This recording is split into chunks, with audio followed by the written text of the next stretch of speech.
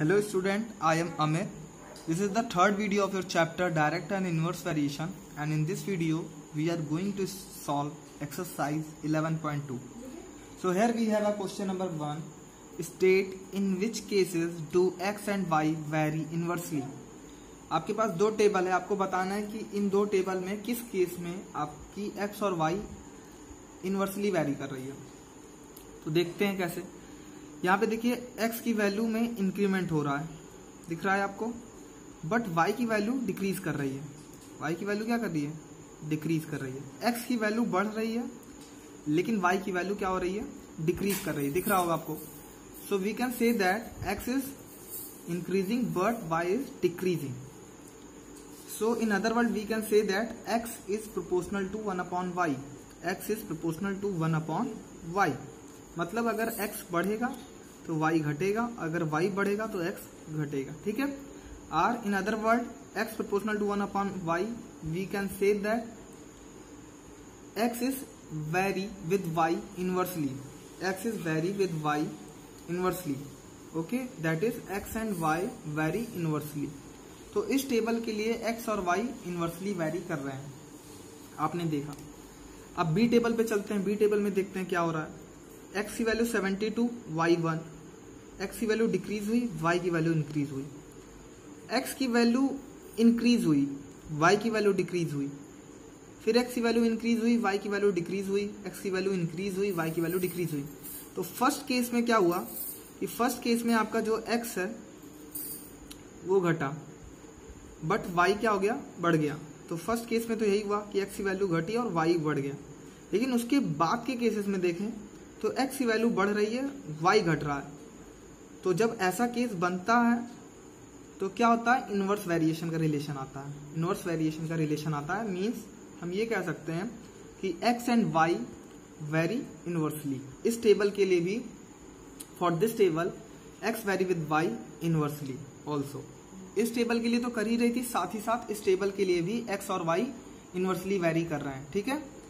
सो आप यहाँ पे लिख सकते हैं that is x and y very inversely. यहाँ पर भी x और y इनवर्सली वेरी कर रहा है। आपको इस क्वेश्चन में बस इतना ही जज करना था, आपको इतना ही बताना था कि इस टेबल में कौन सी टेबल इनवर्सली वेरी कर रही है, ये वाली कि ये वाली। तो आपने देखा कि दोनों टेबल इनवर्स एक दूसरे से इनवर्स वेरी कर रही है, ठीक है।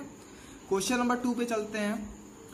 Question number 2, observe the following table and fill in the blanks in which variables are inverse proportion।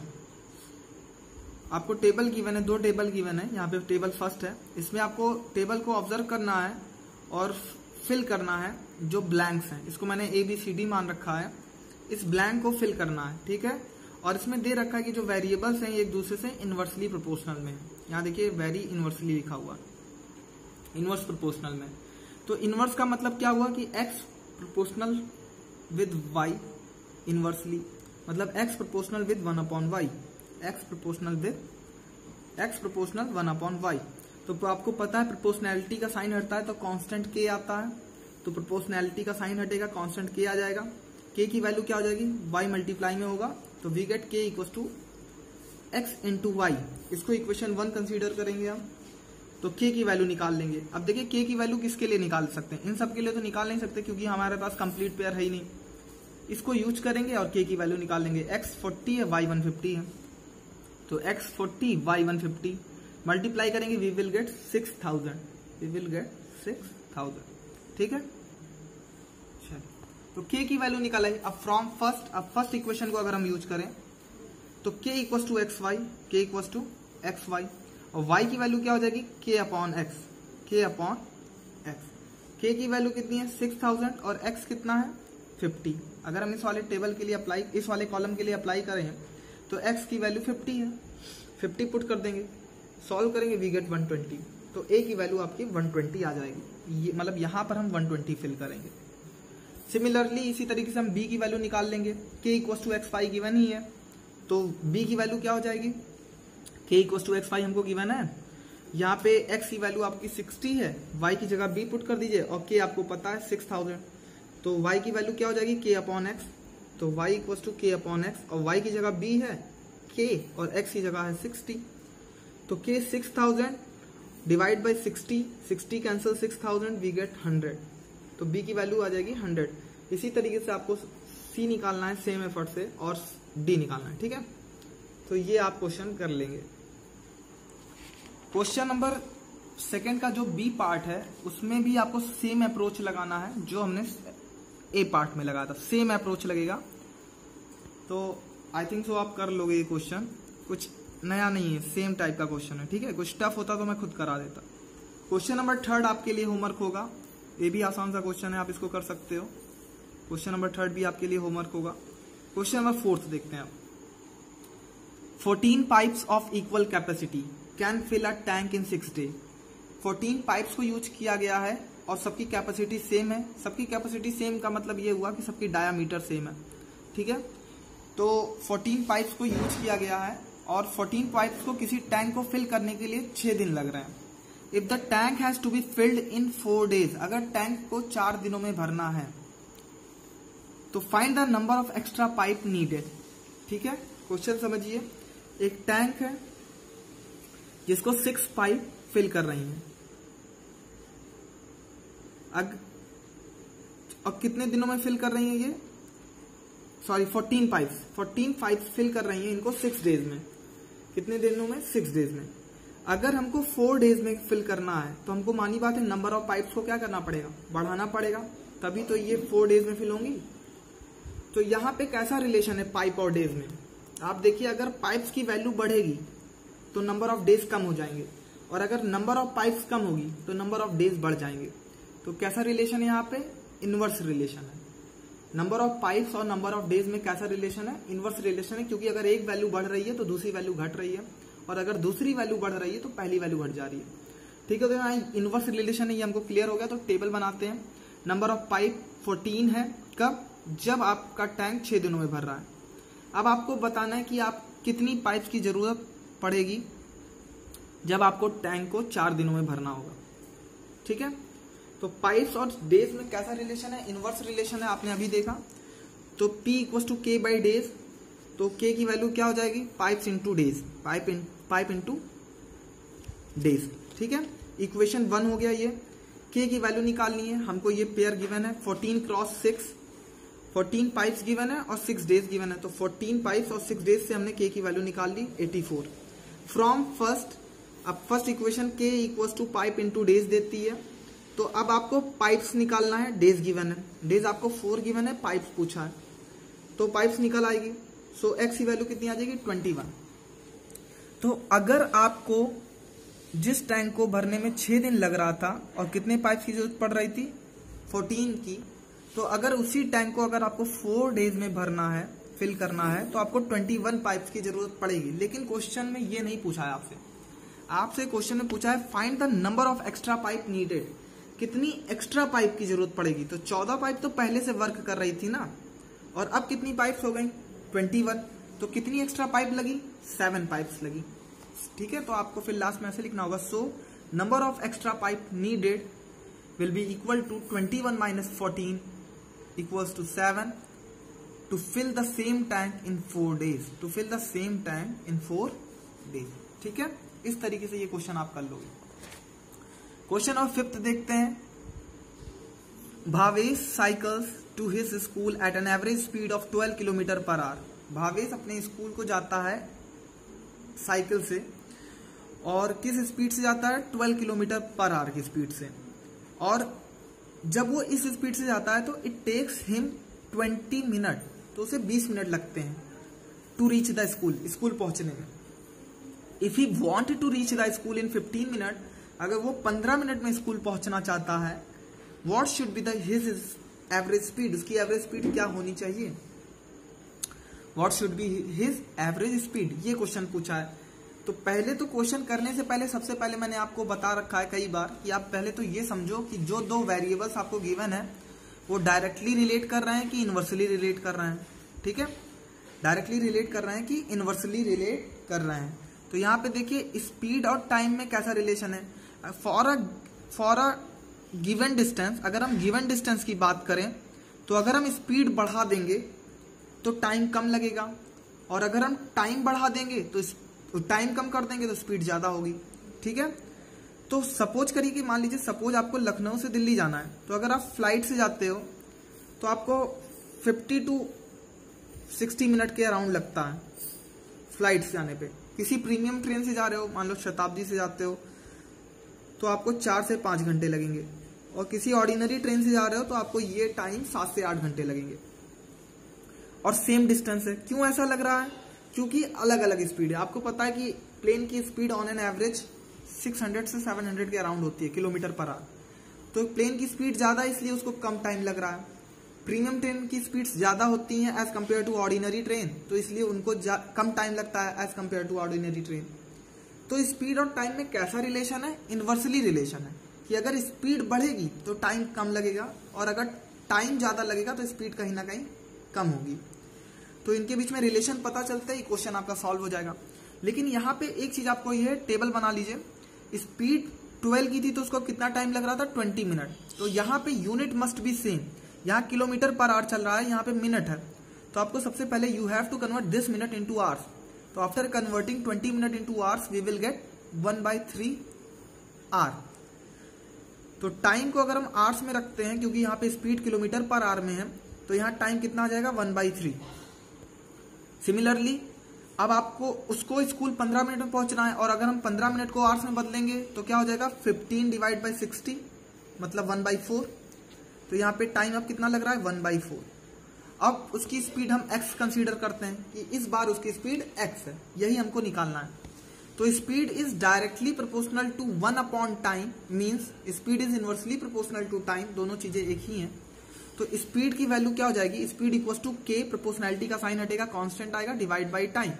तो k इक्वल टू आ जाएगा स्पीड इनटू टाइम। इक्वेशन 1 इसको मैंने कंसीडर कर लिया। k की वैल्यू निकालते हैं इस पेयर के लिए। स्पीड है 12 और टाइम है 1/3।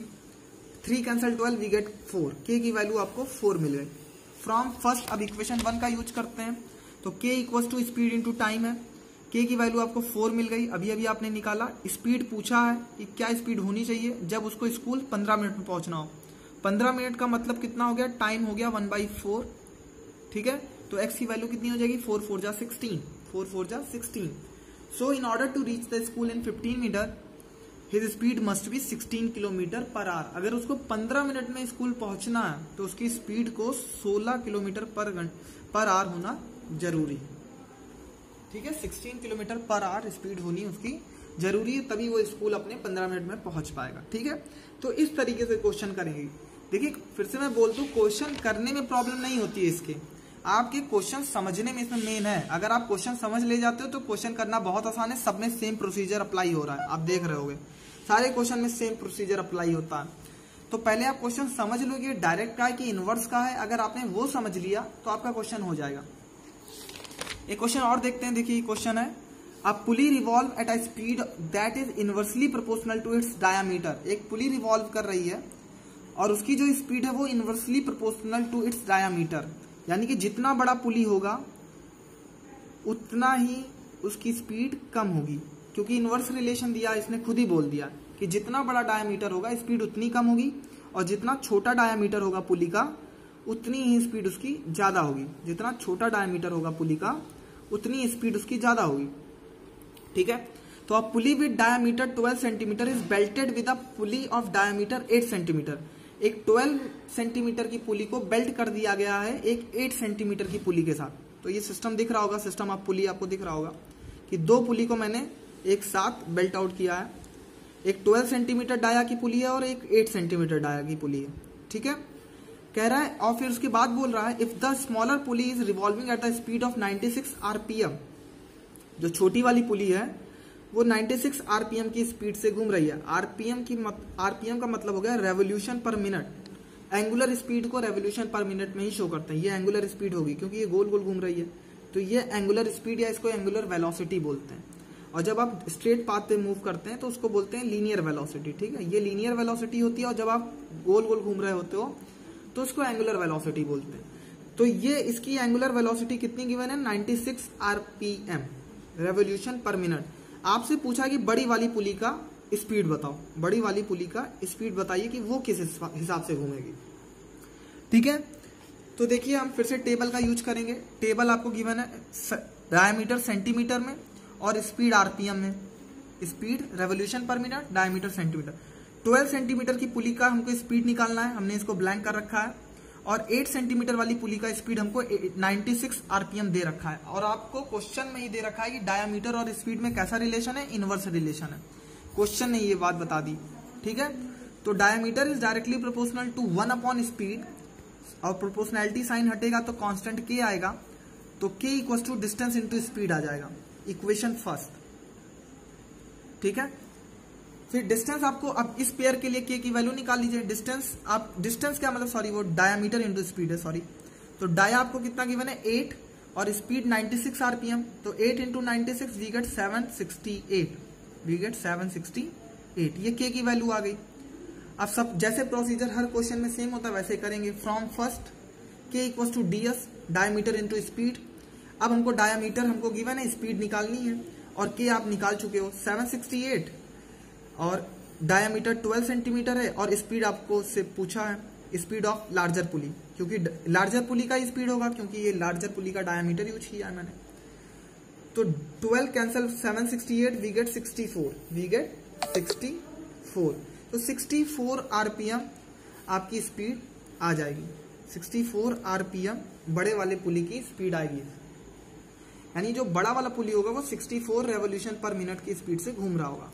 सो larger pulley move with speed 64 RPM. तो ये क्वेश्चन इसी तरीके से हो जाएगा, ठीक है। तो सारे क्वेश्चन में सेम अप्रोच चल रहा है। आप पहले उसमें प्रोपोर्शनैलिटी देखते हो, डायरेक्ट है कि इनवर्स, उसके बाद कांस्टेंट के आता है, के की वैल्यू निकालते हो, फिर इक्वेशन 1 का यूज करते हो, दूसरी वैल्यू निकाल लेते हो। तो सारे क्वेश्चन में सेम प्रोसीजर चल रहा है। तो बस आपको ये समझना है कि क्वेश्चन डायरेक्ट का है कि इनवर्स का। अगर ये समझ में आ गया तो आपके ये क्वेश्चन हो जाएंगे। रियली ये सबसे आसान चैप्टर है आपकी बुक का, इधर जो मैंने पढ़ाया है। क्वेश्चन नंबर 7 देखिए, 45 man can dig a tunnel in 28 days. 45 man ने एक टनल को डिग किया है 28 डेज में। How many more man will be needed to dig it in 18 days. कितने और लोगों की जरूरत पड़ेगी अगर टनल को 18 डेज में हमको डिग करना है। तो समझिए जरा, 45 मैन थे, तो उन्होंने टनल कितने दिनों में डिग की है, 28 डेज में। तो अगर हमको टनल को 18 डेज में डिग करना है तो क्या हमको मैन पावर बढ़ाना पड़ेगा? बिल्कुल। आपको पता है कि अगर काम को जल्दी करना है तो ज्यादा लोगों की जरूरत पड़ेगी, तो मैन पावर को हमको बढ़ाना ही पड़ेगा, यानी ज्यादा लोगों की जरूरत पड़ेगी। और अगर एक वैल्यू बढ़ी और दूसरी वैल्यू घट गई तो ये कैसा रिलेशन होगा, इनवर्स रिलेशन होगा। तो आपको यहां से क्लियर हो गया कि ये जो रिलेशन है मैन और नंबर ऑफ डेज में, ये इनवर्स रिलेशन है। तो टेबल बना लिया, नंबर ऑफ मैन 45, तो नंबर ऑफ डेज 28। जब 45 लोग थे तो उन्होंने 28 डे लिया टनल को डिग करने में। अब अगर हमको टनल को 18 डेज में डिग करना है तो हम मानते हैं कि x लोगों की जरूरत पड़ेगी, x लोगों की जरूरत पड़ेगी। हमको नहीं पता क्या होगा, इसी की वैल्यू निकालनी है। तो number of man directly proportional to 1 upon number of days, और in other word we can say that number of man is inversely proportional to number of days. So proportionality का साइन हटेगा, constant k आएगा with equal to sign. तो constant k आ गया equal to के sign के साथ। के की वैल्यू क्या हो जाएगी, number of man into number of days, equation first. के की वैल्यू आप निकाल लोगे इस पेयर के लिए, तो के की value 48 cross 28, after multiplying these two numbers we get 1260, 1260। के की वैल्यू हमको मिल गई 1260 फ्रॉम फर्स्ट। अब इक्वेशन 1 का यूज करेंगे, तो इक्वेशन 1 में number of man into number of days equal to K है। के आप निकाल चुके हो, नंबर ऑफ डेज आपको पता है 18, और नंबर ऑफ मैन की जरूरत है, तो नंबर ऑफ मैन को x मान रखा है। तो नंबर ऑफ मैन की जगह मैंने x लिख दिया, नंबर ऑफ डेज की जगह मैंने 18 लिख दिया, और k की वैल्यू जो आपने निकाली उसको पुट कर दिया। तो x की वैल्यू कितनी आ जाएगी, 18 कैंसल, ये डिवाइड में जाएगा, तो 18 divide 1260 we get 70, we get 70। तो देखिए अगर टनल को 18 डेज में डिग करना है तो 70 लोगों की जरूरत पड़ेगी, लेकिन क्वेश्चन में ये चीज आपसे नहीं पूछा है। आपसे ये पूछा है how many more man will be needed to dig it in 18 days. कितने और लोगों की जरूरत पड़ेगी। तो 45 लोग तो पहले से काम कर रहे थे ना, और अब कितने लोग काम कर रहे हैं, 70 लोग।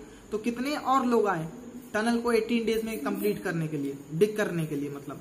उस गिवन टास्क को 18 डेज में पूरा करने के लिए कितने और लोगों की जरूरत पड़ेगी? 70 - 45 मीन्स 25।